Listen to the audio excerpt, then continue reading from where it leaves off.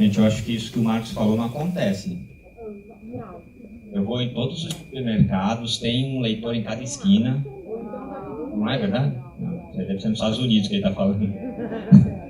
É 15 metros? Não, aqui é 10.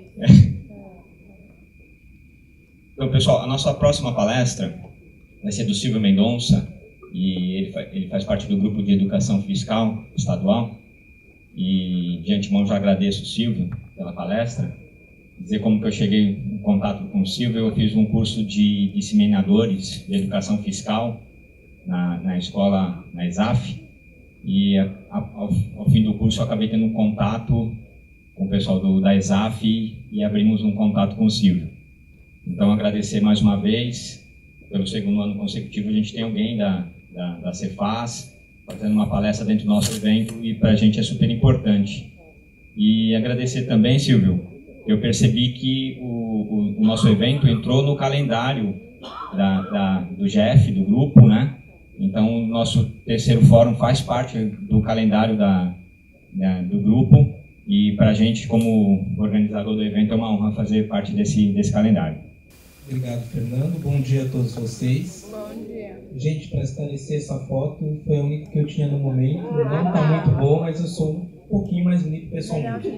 Ok? Então, sistema tributário e o ICMS. Então, só me apresentando melhor, como o Fernando falou, meu nome é Silvio Mendonça, sou fiscal de rendas do Estado de São Paulo desde o ano de 2006, e atualmente eu trabalho na Escola Fazendária do Estado, da Secretaria da Fazenda, né? Que é um órgão que tem por objetivo trabalhar com a capacitação, a formação e o treinamento de todos os servidores da Secretaria da Fazenda e dos órgãos, das autarquias, fundações que são subordinadas a essa secretaria.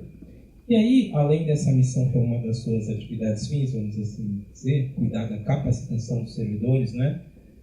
Ela tem uma missão que é voltada para a sociedade como um todo, né? Existe um programa chamado Programa de Educação Fiscal para a Cidadania. E eu, atualmente, na verdade, desde 2000... Posso movimentar aqui? Câmera pega? Sem problema? Porque eu não gosto muito de ficar parado.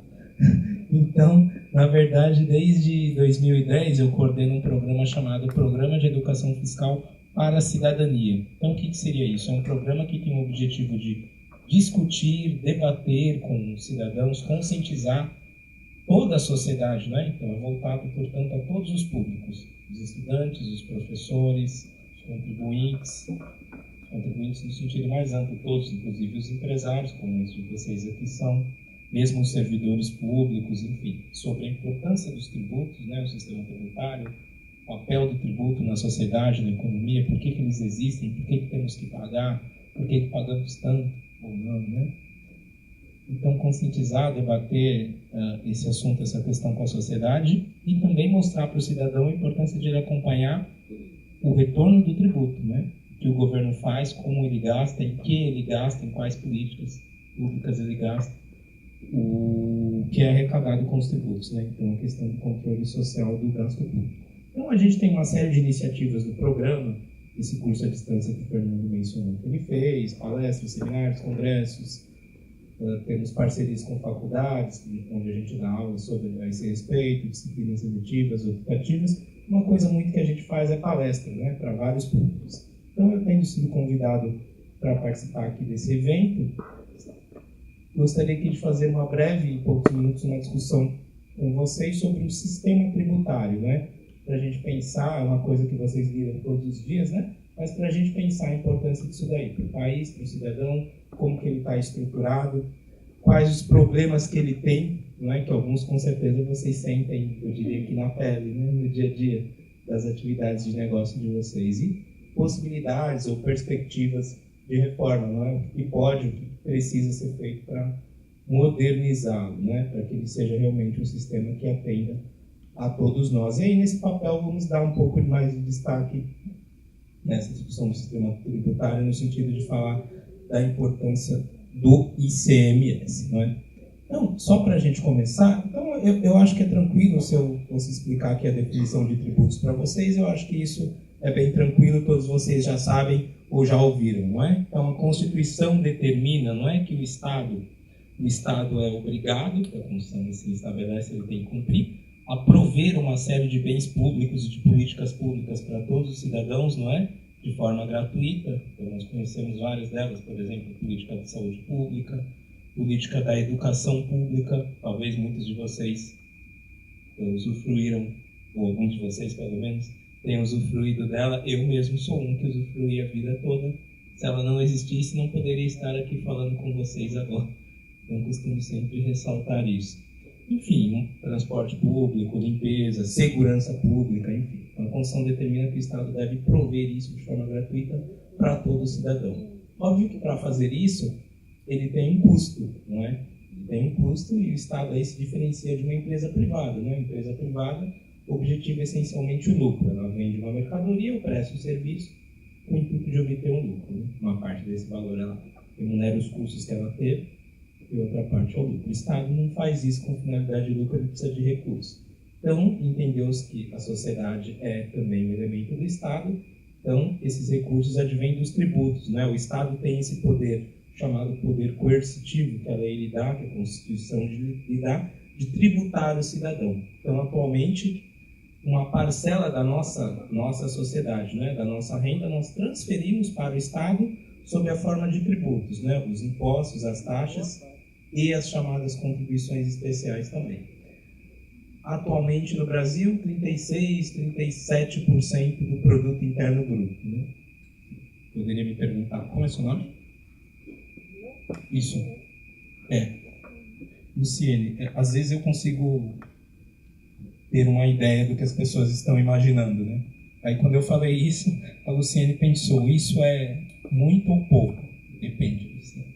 Vamos já falar, depende, tem várias formas de comparar e analisar essa questão, mas já vamos falar disso. Então, atualmente, 36%, 37% do PIB é o recurso que a sociedade transfere para o Estado sob a forma de tributos para ele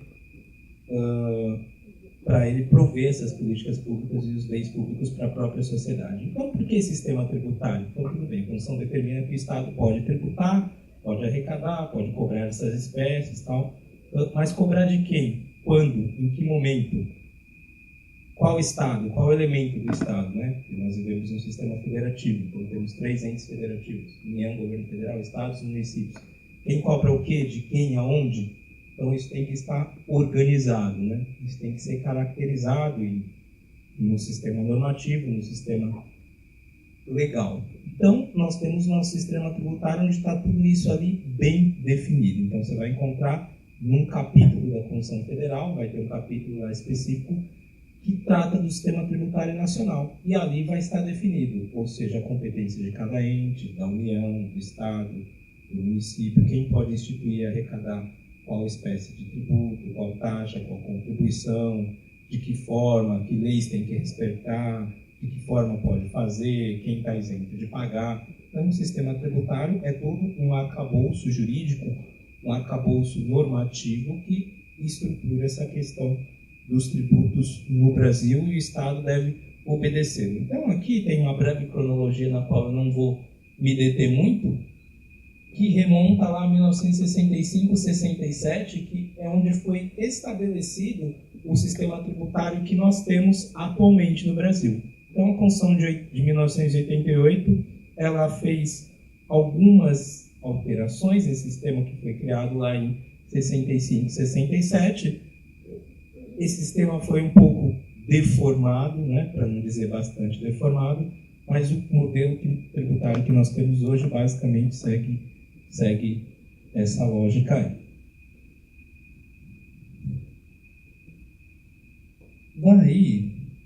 Daí aqui eu coloquei algumas coisas para mencionar para vocês. Né? Desempenho espetacular da arrecadação tributária no pós-guerra. Carga tributária, tendência de queda, a arrecadação cresce mais que o PIB. Contribuição, desvinculações. Carga tributária alta, tributação indireta crescente. Então vamos tentar entender.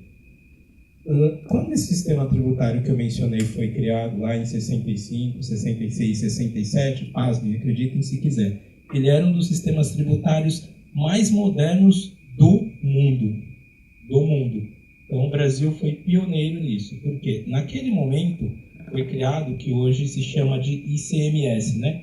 por circulação de mercadorias e serviços. E naquele primeiro momento, em 65, 66, ele é criado como ICM, Imposto sobre Circulação de Mercadorias, né? Depois a Constituição de 88 alterou para ICMS. E ele foi criado, às vezes você escuta muito, né, nesse debate, na discussão da reforma tributária, precisamos implantar um IVA, né, um Imposto sobre Valor Adicionado. A rigor, tecnicamente, o ICMS é um IVA. E ele foi criado em 65, 66 como uma replicação, ou seja, de certa forma, copiando o modelo francês. Então, por exemplo, na Europa, a França era o único país que tinha um tributo, um imposto nesse sistema de valor adicionado. E o Brasil fez essa transição, criou esse modelo. Com o ICM, que ele cria naquele momento como um imposto estadual, que substitui um imposto antigo, que era o imposto de vendas e consignações, que incide em cascata. Então, agora, por que imposto sobre valor adicionado? Pelo seguinte, então, a Constituição, a legislação determina da seguinte forma, como era com o ICM e é com o ICMS até hoje. Então, o imposto vai incidir na venda, né? Circulação de mercadorias. Então, toda vez que uma mercadoria circula, não é, de um ente econômico para outro, circula com intuito comercial, né? Tem casos que aí não tem incidência de ICMS, fica suspenso e tal. Mas quando a mercadoria circula de um ente econômico para outro com intuito comercial, você tem ali uma incidência do imposto na saída. Então, só para vocês entenderem como funciona, vamos imaginar isso ao longo das etapas da cadeia produtiva. Okay? Então, vou dar um exemplo aqui que eu me lembro de todos os casos para facilitar. Então, por exemplo, um papel. Então, não vou começar com a agricultura, porque o imposto é diferido e tal. Então, vamos pegar em papel. Então, eu tenho lá a indústria, não é?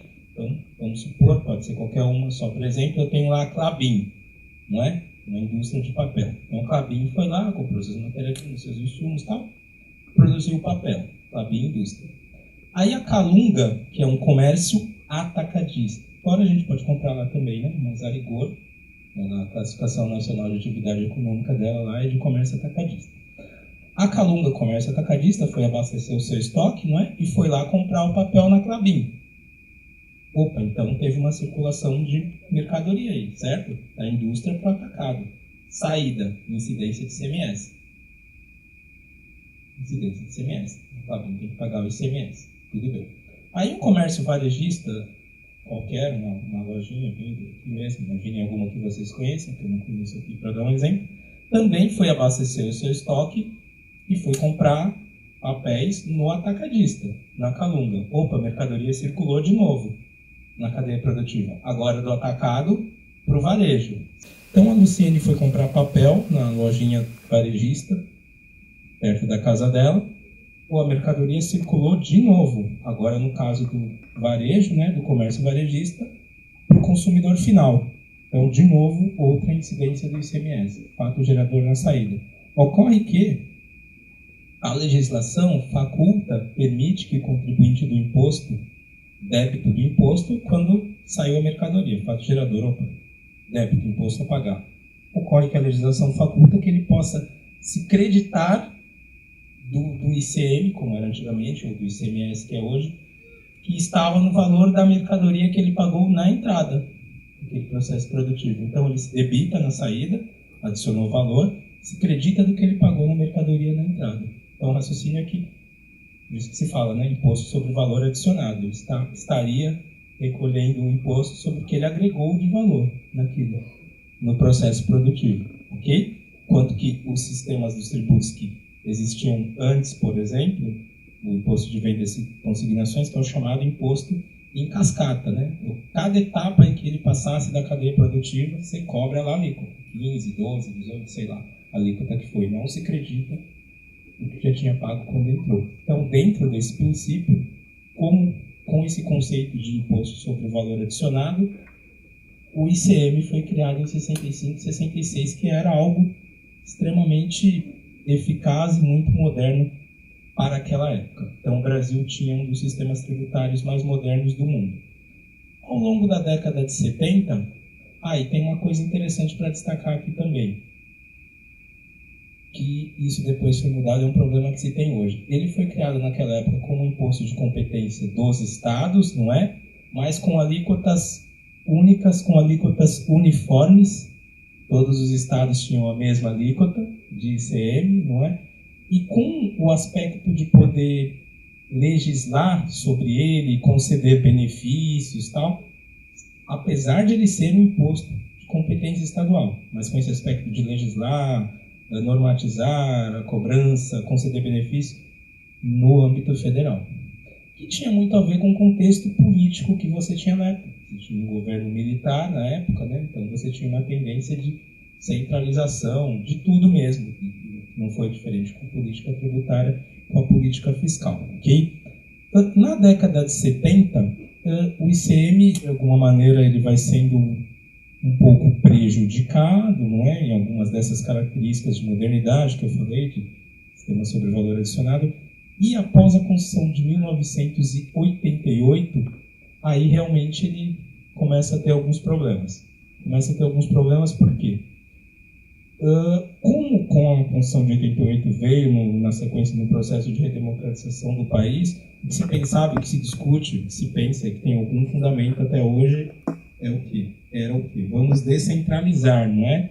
Então, quer dizer, vamos dar mais autonomia para os entes subnacionais, ou seja, para os estados e para os municípios. E aí, então, os governos dos estados, ou seja, você tem uma mudança na Constituição de 88. O que era ICM, circulação de mercadorias, mantém esse aspecto da circulação de mercadorias, e entra o S aí, né, ICMS, que são acrescidas duas bases aí que ele pode tributar também. Comunicações e serviço de transporte de um estado para outro e de um município para outro. Isso, até 88, era um imposto, vocês mais velhos ou mais experientes, vamos dizer assim, talvez se lembrem, era um imposto federal. Imposto sobre serviço de transporte. O colega quer falar alguma coisa? Você se lembra, né? Era o Imposto sobre Serviço de Transportes e de Comunicações. IPCS. E tinha também um imposto único sobre energia, que hoje é uma coisa que era federal, que hoje está na base do ICMS também, e sobre combustíveis também, tinha um imposto único, que hoje está na base do ICMS também. Então, uma das alterações de 88, ele muda de ICM para ICMS. Exatamente. E outra coisa também é que dentro dessa linha de dar autonomia, né, os estados, a não ser com relação às alíquotas interestaduais, né, quando você vende de um estado para outro, aí isso é normal, tem um teto que é colocado por resolução do Senado. Mas com relação às alíquotas internas, não é? Com relação a fixar as alíquotas internas, os estados têm o seu poder, a sua autonomia de fixar, já que o imposto é estadual. E com relação à concessão de benefícios fiscais também, que é um assunto que a gente já vai entrar aí. Envolve CONFAS, envolve algumas coisas.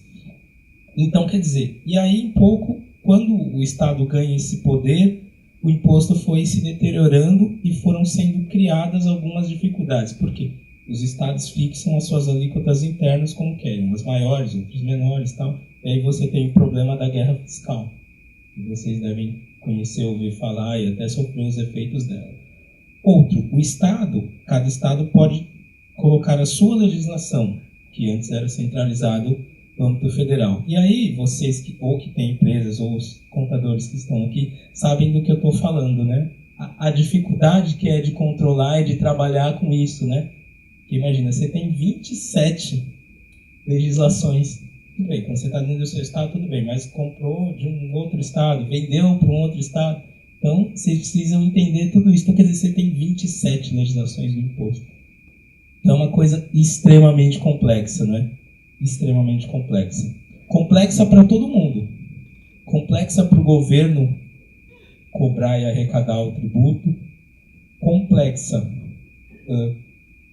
mesmo para o técnico, né, para o empresário, para o contador, entender e acompanhar todas essas mudanças de legislação que acontecem a todo dia, ou talvez até a toda hora. E para o cidadão comum entender por que ele paga, quando ele paga, de que maneira, não é? Então, quer dizer, é complexo para todo mundo. E você tem ainda o chamado problema da guerra fiscal. Esse problema da guerra fiscal aconteceu por quê? Como eu falei, as alíquotas internas, cada estado fixa a sua, e as alíquotas interestaduais são Isso é disciplinado em âmbito federal. Hoje, quando você compra ou vende de um estado para outro, que acontece, né? Eu, por exemplo, aqui de São Paulo, compro uma mercadoria do estado do Rio de Janeiro, né?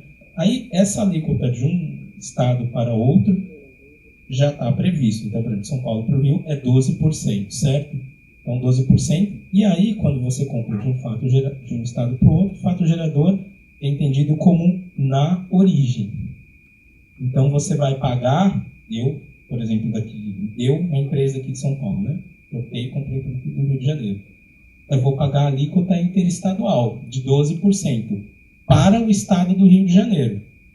Só que ainda também tem o tal do diferencial de alíquota, né? Então, por exemplo, se eu sou um consumidor final do imposto, no caso, aí eu vou pagar os 12% para o Rio de Janeiro e vou pagar também, suponhamos que esse produto aqui no estado de São Paulo tem uma alíquota interna de 18%. Aí eu também pago a diferença entre a interna, exatamente, e a interestadual para o estado de São Paulo, pago 6%. Então, quer dizer, como no caso do comércio de um estado para outro, o imposto fica com o estado de origem, você tem esse problema da guerra fiscal, não é? Então, quer dizer, os estados dando incentivos, dando benefícios para trazer as empresas, né, para os seus estados, em tese, para gerar ali mais investimento, mais arrecadação e mais recolhimento de imposto. Em tese, isso não poderia ocorrer, porque existe uma lei que está em vigor ainda, quem trabalha com isso sabe, Lei Complementar 24, de 75, que ela prevê que todos os benefícios fiscais do ICMS, isenção, redução de alíquota, de base de cálculo, diferimento e tal, eles têm que ser, para ser concedidos, eles têm que ser aprovados por unanimidade, não é? No órgão chamado CONFAS, Conselho Nacional de Política Fazendária, que reúne os secretários da Fazenda dos 27 estados, 26 estados do Distrito Federal, né? E do Ministério da Fazenda. Então, a rigor, um benefício para ser concedido só poderia ser se fosse aprovado por unanimidade. O estado de Sergipe, o estado de São Paulo chega lá, normalmente todo mundo vota contra São Paulo no CONFAS. Quero conceder um benefício tal do ICMS, tem que ser aprovado por unanimidade. Agora, por que aconteceu a guerra fiscal? Os estados, com as suas dificuldades, passaram a abandonar essa previsão legal, embora a lei esteja em vigor, e saíram aí concedendo seus benefícios. E aí isso é questionado judicialmente, tem várias brigas no STJ, no STF, mas é esse problema da guerra fiscal, que é uma realidade que está realmente muito forte acontecendo aí. Então, só para debater com vocês algumas coisas que eu estou aqui na frente não consigo enxergar direito a tela, tenho que vir mais para cá. Então, aí eu mencionei aqui distorções e disfuncionalidades do sistema, não é? Então, eu mencionei uma aqui, né? Então, por exemplo, complexo, não é? É um sistema, nós estávamos discutindo, é um sistema muito complexo, não é? Então, a legislação do ICMS tem 27 legislações, a legislação do imposto de renda, não é uma legislação muito mais complexa também. Então, é complexo porque a legislação é complexo em função da quantidade de tributos, né, de impostos, de taxas, de contribuições, todos com legislações amplas. Então, quer dizer, não é um sistema de fácil entendimento para ninguém. Então, esse é um problema sério do sistema tributário. Aí, anticompetitivo, né? Onera exportações e investimentos. A guerra fiscal que eu já comentei, né? A questão de você onerar os investimentos que estimulam a capacidade produtiva do país, e onera exportação. Isso foi melhorado a partir de 97 com a chamada Lei Candir, né? Que deu a isenção para os produtos exportados, mas aí muitos estados perderam receita, então criou-se um fundo para compensar essa perda. Um fundo que foi abandonado. Todo mundo está me ouvindo? Ok. O som está estranho para mim. Um fundo que depois foi abandonado, mas enfim, tem algumas coisas que ainda incidem um pouco de exportação. Isso precisa mudar. E aí, tem duas coisas aqui. Alto nível agregado de tributação, ou seja, carga tributária alta. Esses 37% do PIB, né, que eu comentei com vocês. E o do meio ali, único, tributação pesada de consumo e baixa de propriedade. Então, eu destaquei dois problemas ali. Alta carga tributária. Então, 36%, 37% do PIB. Se eu perguntasse para vocês, se a arrecada de tributos no Brasil é muito, precisamos analisar. Então, quer dizer, tem duas formas de ver isso. Em valor monetário, quanto se arrecada. Só para vocês terem uma ideia, quando a gente fala assim, 36% do PIB, né? O que é isso? Então, nós tivemos em 2013, vamos pegar o último ano, né, que tem um dado fechado, um PIB de 4,8 trilhões de reais. Né? Então, tudo que se agregou de valor, que se produziu no país em um ano. E aí, se a gente fosse ver 36% disso daí, dá mais ou menos 1,8 trilhão do que se arrecada de tributos. Todos os impostos, as taxas e as contribuições das 3 esferas somadas. União, Estados e municípios. É muito dinheiro, né? 1,8 trilhão. Para a gente comparar com outros países, com outras realidades, aí a gente tem que fazer, não dá para comparar em valor absoluto. Cada um tem um PIB, cada um tem uma renda. A gente faz essa comparação percentual do PIB. Fato é que, se a gente fosse países mais desenvolvidos, eles têm cargas tributárias nesse nível ou maiores. Esse gráfico não está aqui. Então, o Canadá tem uma carga tributária de 45% do PIB. Dinamarca de quase 50%. Mas dá um retorno. Duas questões que tem para observar. Exatamente, mas dá um retorno. França tem também uma próxima do Brasil. Agora, não é legal também a gente comparar com outros países por duas questões. Primeiro, porque eles têm um retorno, que eu falei. Qualidade do gasto, né? Eu acho que, assim, a maior parte das pessoas, lógico que eu não vou dizer assim, gostariam de pagar. Em tese, ninguém gostaria de pagar. Mas pagariam, assim, assimilando melhor a ideia, se recebessem serviços, políticas públicas de melhor qualidade, né? Você não precisasse pagar um convênio médico, uma escola particular, tudo bem, como acontece nesse país. Então, aí, por isso que a carga tributária, do ponto de vista relativo em si, ela até não seria tão alta. Setorialmente, às vezes, ela é assim, tem espaço para reduzir um pouco. Agora, os principais problemas são esses. Precisa ter um retorno melhor. E, agora, comparar com esses países mais desenvolvidos também não é uma boa, porque eles têm uma renda per capita muito mais alta que a brasileira, não é? Então, daí porque, como os tributos são mais progressivos, coisa que aqui não são, e eu já vou explicar isso, é o próximo ponto.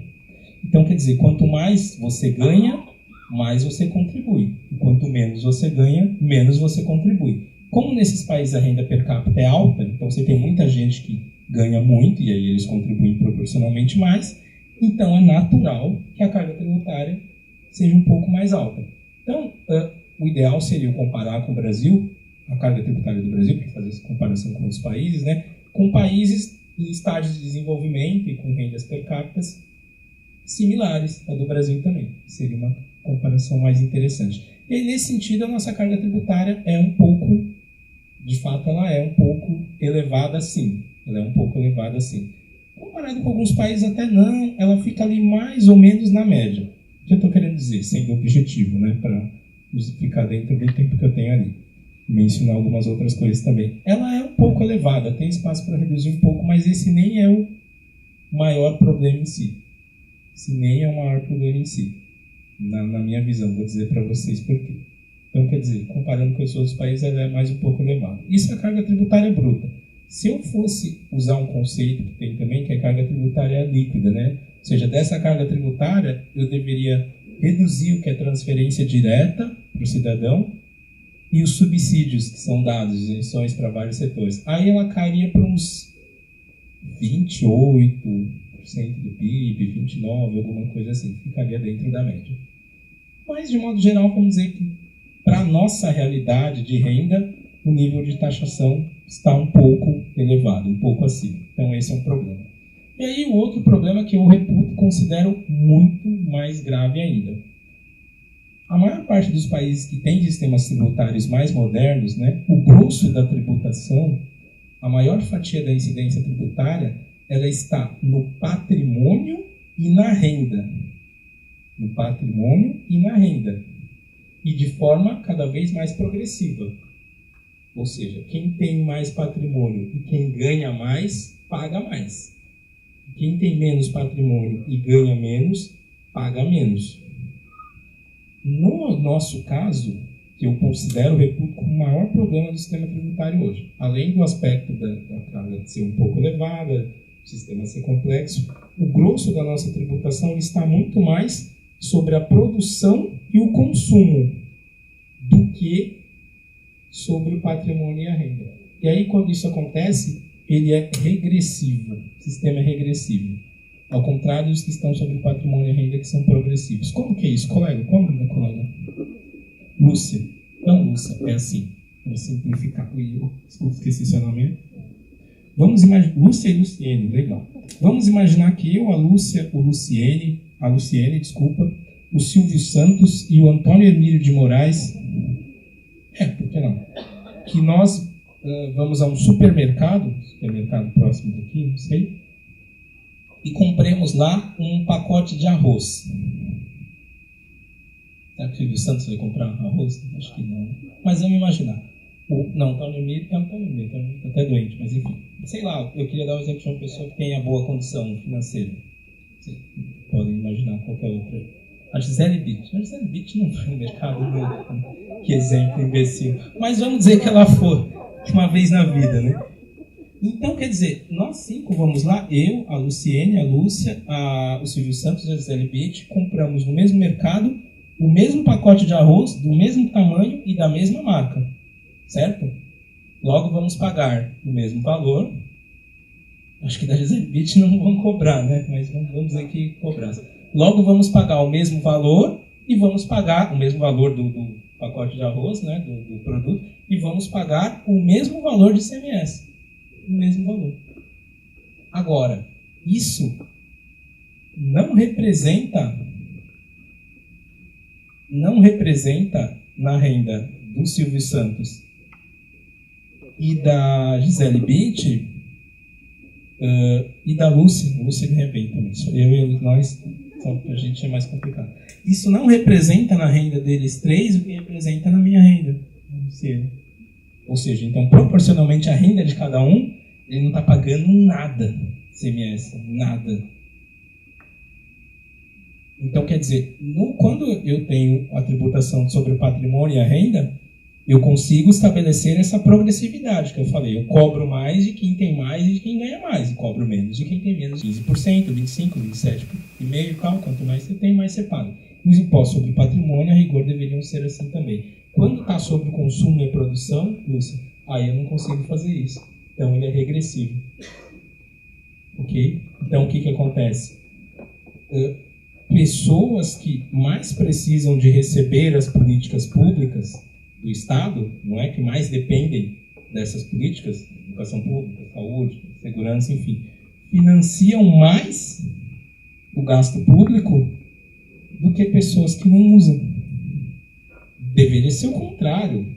Então, por exemplo, hoje eu tenho o IPVA, não é? Não tem nosso... Eu não expliquei para vocês todos os tipos de impostos, que aqui a ideia é só discutir o sistema, mas eu tenho nosso, por exemplo, IPVA, que é o imposto estadual. Então, fato gerador lá. Ser proprietário de veículo automotor todo dia 1º de janeiro de cada ano.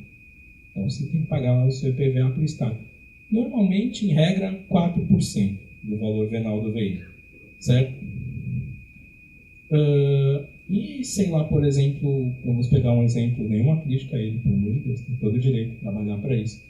Mas, por exemplo, o Jô Soares tem, é verdade, tem mesmo, tem um avião particular, você anda com o avião dele particular, então legal, todo o direito, estamos no sistema capitalista, economia de mercado, trabalhou para isso, não se questiona.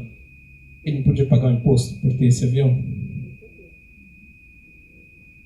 Se você tem que pagar para andar com o seu Uno 97, não, só para dar uma gente, eu nem sei carro. De repente ela tem um Honda Civic, eu nem sei, desculpa. É só um exemplo, mas por exemplo, se a Luciene tem que pagar para andar com o Uno 97 dela, se eu cobrasse 10% de imposto sobre o avião desse, não muda nada, ele pagaria, teria o avião do mesmo jeito. Então, quer dizer, essa é a ideia da progressividade. Quem tem mais e ganha mais tem que contribuir mais, e quem tem menos e ganha menos.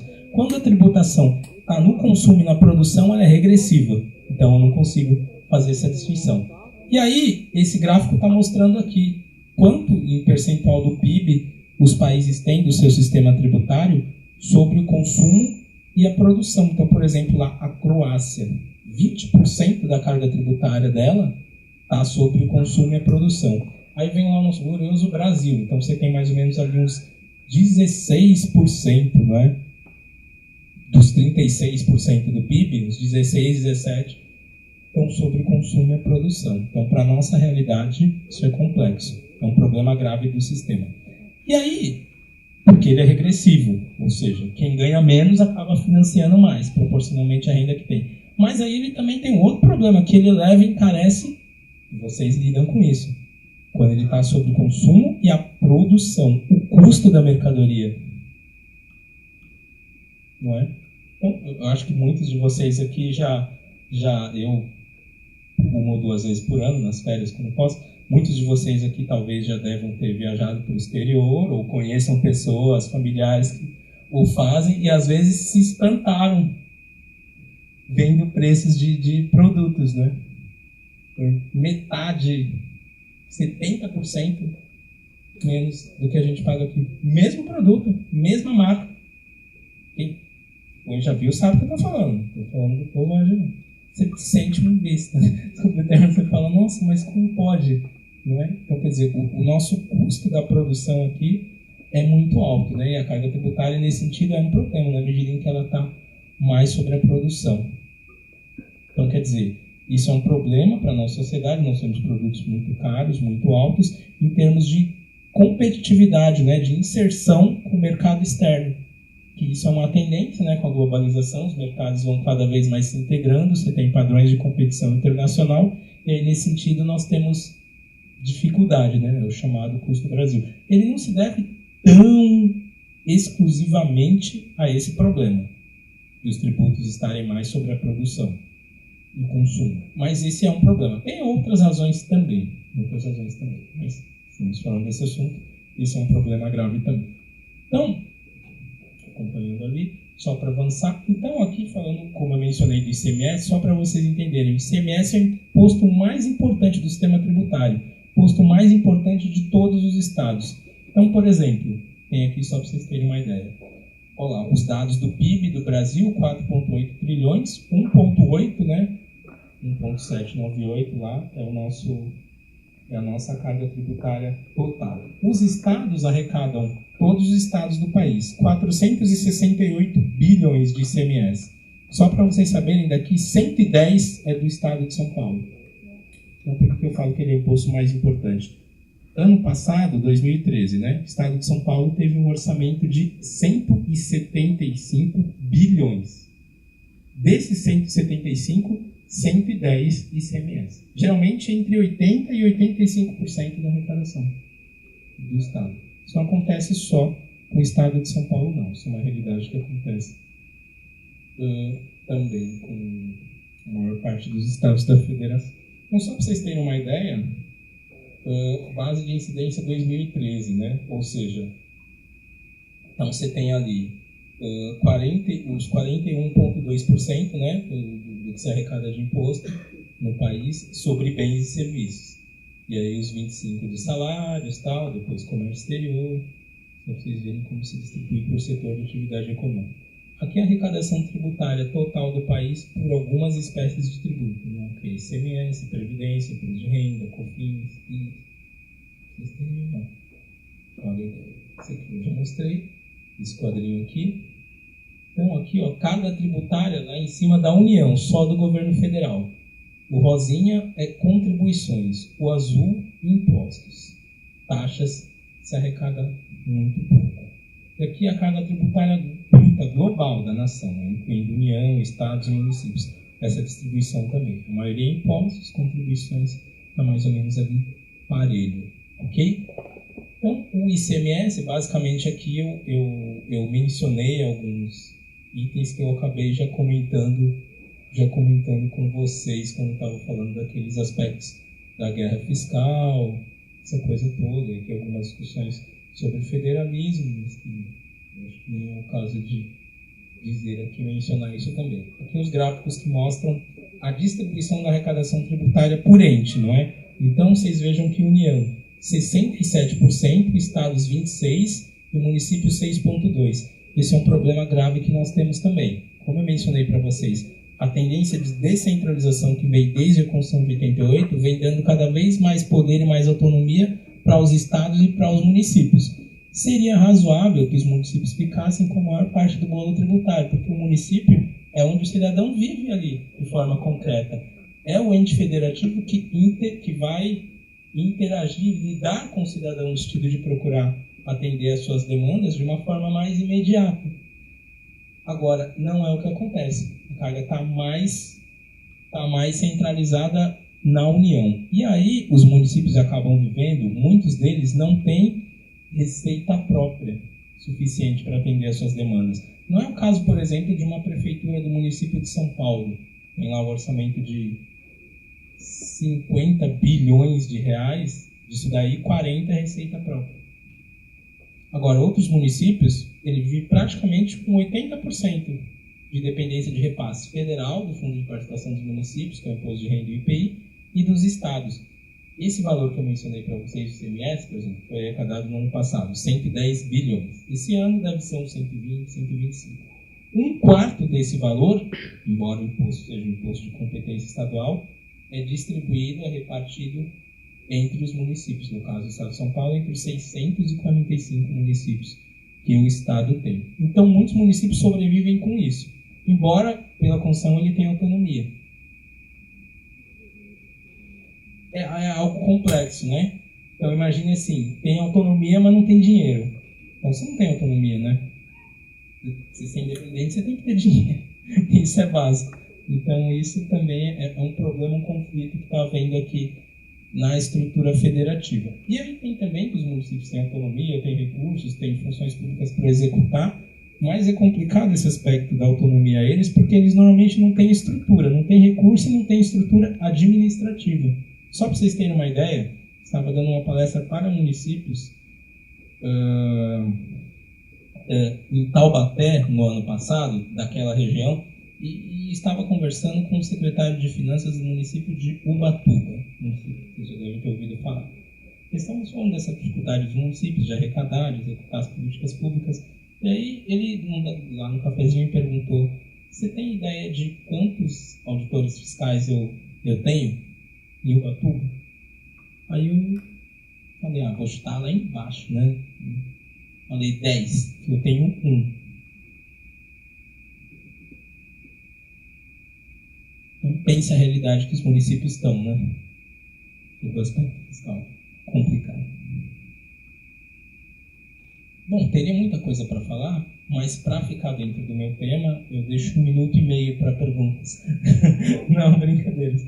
1 minuto e meio para perguntas, assim, é um assunto que demandaria mais tempo, né? Então a ideia foi ir aqui nos temas principais para mostrar para vocês como que é a complexidade do sistema tributário, não é? E o que pode fazer para reformá-lo. Pode-se fazer para reformá-lo algumas medidas, mas pensando nesses 4 principais problemas que eu falei.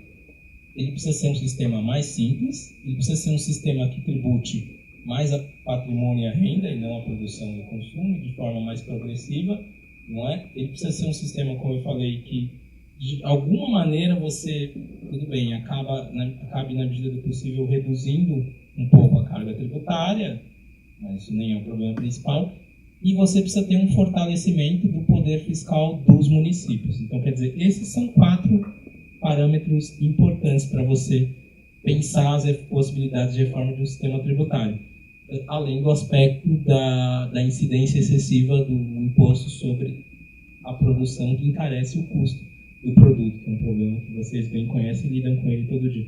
Possível fazer? Possível fazer é. Tem um problema que eu costumo brincar e dizer, né, Fernando, que a reforma tributária é igual feira. Feira livre, né? Feira de rua.